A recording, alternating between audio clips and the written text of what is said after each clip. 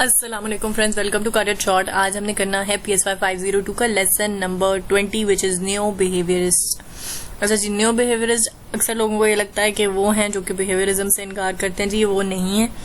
ये वो लोग हैं जो कि फॉलो तो करते हैं वॉटसन को, ठीक है, क्योंकि वो फाउंडर हैं बिहेवियरिज्म के, तो उनको ही फॉलो करते हैं। लेकिन ये वॉटसन के बाद में आए हैं, मतलब उनके टाइम पीरियड के बाद में आने वाले लोग हैं जिन्होंने बिहेवियर स्कूल को फॉलो किया है और वॉटसन को फॉलो किया है, तो इन्हें न्यू बिहेवियरिस्ट कहा जाता है। ठीक है जी। आज के लेक्चर में हमारे पास दो मैथमेटिशियन कम साइकोलॉजिस्ट, ठीक है जी, तो इन्होंने अपने लिहाज से, अपने अंदाज से साइकोलॉजी को बयान किया है और अपने लिहाज से बिहेवियरिज्म को बयान किया है। तो ये जरा गौर से देखने वाला लेक्चर है ताकि आपसे मिस ना हो और आप इसे डिफिकल्ट ना समझें, क्योंकि देखने में ही मुश्किल लगता है। ठीक है जी, लेक्चर स्टार्ट करते हैं। उससे पहले मेरे चैनल को सब्सक्राइब कर दीजिएगा। अच्छा जी, न्यू बिहेवियरिस्ट क्या होते हैं जी? ये होते हैं मैं डेफिनेशन पढ़ देती हूँ, आपको बेहतर समझ आ जाएगी। New behaviourist follow the Watsonian, जो भी हम कहेंगे, लाइन ऑफ थिंकिंग, वॉटसन की line of thinking basically, although they were born after Watson. ठीक है, वॉटसन के बाद पैदा हुए लेकिन फिर भी उनको फॉलो करते हैं, तो ये क्या है? न्यू बिहेवियरिस्ट है। ठीक हो गया जी, आगे चलते हैं। पहले न्यू बिहेवियरिस्ट कौन है जी? हमारे पास क्लार्क हल हैं। क्लार्क हल हैं फर्स्ट न्यू बिहेवियरिस्ट, ठीक है, जो पैदा हुए 1884 में, डेथ है इनकी 1952 में। इन्होंने मैथमेटिकल इक्वेशन दिया। अच्छा, इनके बारे में थोड़ा बहुत लिखा हुआ था कि कहाँ से पढ़े, कहाँ से किया, वो मैंने काट दिया। ठीक है, हम मेन पॉइंट्स पे आएंगे सीधा।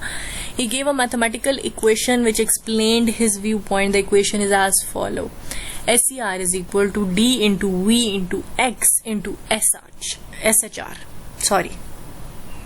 अच्छा जी, SCR क्या है? SCR है बिहेवियर। बिहेवियर इक्वल है किस चीज के? D stands for drive, into V valence, into K motive, into SHR habit। ठीक हो गया जी। अब इसे हम समझाएंगे, आपको परेशान नहीं होना। SCR क्या है? बेसिकली बिहेवियर है। बिहेवियर किन चीजों से बनता है वो इन्होंने यहाँ पे मल्टीप्लिकेशन की फॉर्म में लिखा हुआ है। ड्राइव आपकी किसी भी किस्म की हो सकती है, किसी भी किस्म की आपकी नीड हो सकती है, फिजिकल नीड हो सकती है, दैट इज ड्राइव। वो आपका बिहेवियर बनाती है। मतलब ये कि जैसे अगर आप बहुत भूखे हैं नहीं, मतलब आपको बहुत भूख लगी हुई है, ठीक है, आपने 2 दिन से कुछ नहीं खाया, अब आप चिड़चिड़े हो जाएंगे, क्रैंकी होंगे, आप लड़ेंगे, आप हर किसी को की बोटियां चबाने को आ जाएंगे। ठीक है, तो क्या है आपकी, फिलहाल आपको हंगर की ड्राइव है। ठीक है, वो ड्राइव जरूरी नहीं है कि आपकी हंगर ही हो, आपकी ड्राइव किसी गोल को अचीव करने की ड्राइव हो सकती है, कोई टारगेट, कोई पैशन, कुछ भी हो सकता है। ठीक है, मैं एग्जाम्पल दे रही हूँ आपको। अगर आपको भूख लगी है, आपकी बेसिकली नीड है वो, और आपका बिहेवियर चेंज हो जाएगा। अगर आप बड़े अच्छे हैं, आप नींद आपकी पूरी है, आप सुबह सुबह आपने एक हेल्दी ब्रेकफास्ट किया है, आप बड़े हशाश बशाश होके मिलेंगे, तो क्या हुआ कि ड्राइव अगर आपकी फुलफिल हो जाए तो आपका बिहेवियर और होता है, ना फुलफिल हो तो और होता है। तो ड्राइव का असर होता है बिहेवियर पे। सेकंड पॉइंट है हमारे पास वेलेंस। वेलेंस क्या होता है कि जी, स्टिमुलस इंटेंसिटी, मतलब ये कि किस हद तक का स्टिमुलस होगा तो आप कहेंगे कि सेंस ऑर्गन उसको रिकॉर्ड करेंगे या रजिस्टर करेंगे। ठीक है, मतलब ये कि अगर वेलेंस आपकी ज्यादा है, किसी भी किस्म की वेलेंस, अगर लेट सपोज कि आपको टेम्परेचर बहुत ज्यादा दे दिया जाता है, ठीक है, स्टिमुलस है ना, इनको कहें, इसको एक्सटर्नल स्टिमुलस हम कहेंगे।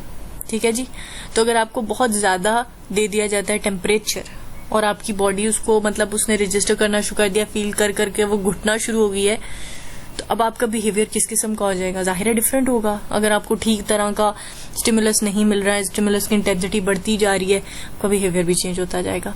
ठीक है, आगे है आपका मोटिव या इंसेंटिव। आपका किसी भी किस्म का मोटिव हो सकता है, कुछ भी करने का मोटिव हो सकता है, उसके अकॉर्डिंग आपके बिहेवियर हो सकते हैं। अगर आपका मोटिव किसी की जान लेना है तो आपका बिहेवियर कैसा होगा आप इमेजिन कर सकते हैं। और अगर आपका मोटिव ये है कि मैंने लाइफ में कुछ प्रोडक्टिव करना है, मैंने नबी पाक के नक्शे कदम पर चलना है, सुन्नतों पर अमल करना है, तो आप एक अलग किस्म के इंसान होंगे। तो आपका जो मोटिव होता है लाइफ में, इंसेंटिव होता है, वो बहुत अहम किरदार अदा करता है कि आप कैसे इंसान होंगे, आपका बिहेवियर कैसा होगा। And last one is SHR। SHR is habit. Habit क्या है कि आप मतलब जो आदत हैं आपके अंदर, आदत आपका बिहेवियर बनाती हैं। ठीक हो गया। एक दफा अब मैं थोड़ा सा इनको रीड कर लेती हूँ ताकि आपको ये चीजें क्लियर हो जाए। अच्छा, जो ड्राइव है वो डी से ही स्टैंड कर रहा है, वी वैलेंस से ही स्टैंड कर रहा है। के जो है वो मोटिव के लिए थोड़ा सा मतलब स्टैंड उसके लिए नहीं करता, पर के उसने एज अ सिंबल यूज किया। और SHR फॉर हैबिट, तो ये आपने याद रखने हैं। ठीक है जी। यहां से आपको कुछ पढ़ के बताने वाला है, यहां से देख लेते हैं जी। In simple terms, behaviour is the result of many factors that includes drive, V attraction or repulsion, K motivation and habit. As it can be seen, his theory rests mainly on looking at performance, on observing overall overact behavior, and that is why he is classified as a behaviorist. ठीक है, कोई खास ऐसी बात नहीं है। Basically आपने यहाँ तक याद रखना है कि ये आपको इक्वेशन पता होनी चाहिए और ये आपको पता होनी चाहिए कि कौन सी किसके लिए स्टैंड करती है। ठीक है, दैट्स इट। यहाँ तक आपका काम खत्म हो जाता है। इससे आगे हम अगली पर्सनालिटी पे मूव करते हैं, जो कि है एडवर्ड टॉलमैन। एडवर्ड टॉलमैन भी मैथमेटिशियन है। उन्होंने भी अपने लिहाज से एक इक्वेशन दी है, अब इन्हें देख लेते हैं। एडवर्ड टॉलमैन की पैदाइश है 1886 में, वफात है 1961 में।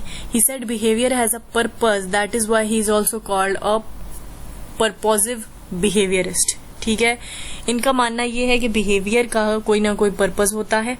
ठीक है, तो इसलिए इन्हें कहा जाता है पर्पोसिव बिहेवियरिस्ट। ये आपसे पूछा जा सकता है कि पर्पोसिव बिहेवियरिस्ट कौन है।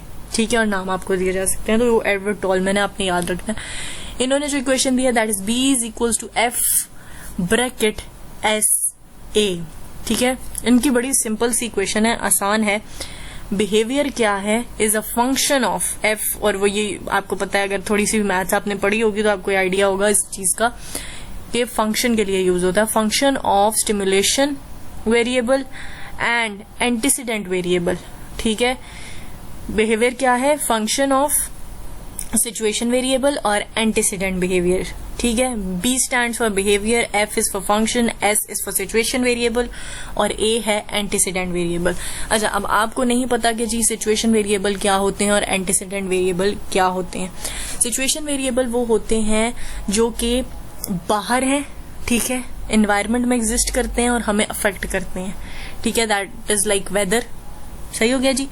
और एंटीसीडेंट वेरिएबल्स वो होते हैं जो कि आपके अंदर एग्जिस्ट करते हैं, आपकी हैबिट्स, आपकी एज, आपकी जेंडर, वो भी आपका बिहेवियर ड्राइव करती है ना, जाहिर है। तो ये आ जाते हैं इसमें। आगे देख लेते हैं जी। एडविन है हमारे पास। एडविन क्या है, एडविन ने क्या किया है, एडविन के काम में इतनी लंबी चौड़ी कहानी नहीं है। ये भी न्यू बिहेवियरिस्ट है, पैदाइश 1886, वफात 1960। अच्छा जी, इन्होंने लॉ ऑफ रेसिडेंसी दिया है दोबारा। ठीक है, जो कि थॉर्नडाइक के ही कॉन्सेप्ट से मिलता जुलता है कि लास्ट एक्शन जो है is most likely to be repeated. Last action ज्यादा रिलेट कर लिया जाता है रीइंफोर्समेंट से, कि जो लास्ट एक्शन मैंने किया है उस पे मुझे रीइंफोर्समेंट मिल रही है। ठीक है, और उसके अलावा एडविन ने एक थ्योरी ऑफ न्यूरोसिस डेवलप की थी इन हिज बुक इनकी कौन सी है, साइकोलॉजी ऑफ ह्यूमन कॉन्फ्लिक्ट। आपको इनकी बुक का पता होना चाहिए और न्यूरोसिस का पता होना चाहिए कि इन्होंने डेवलप किया था। And because of this he may be regarded as one of the first behaviourist psychotherapist. ठीक है जी, तो साइकोथेरेपिस्ट कौन से हैं, एडविन साइकोथेरेपिस्ट हैं पहले। सही हो गया जी। और यहां से एक और इम्पोर्टेंट बात थी, यहां पे मैंने आपको कही थी कि पर्पोसिव बिहेवियरिस्ट कौन है, वो है एडवर्ड टॉलमैन। सही हो गया जी।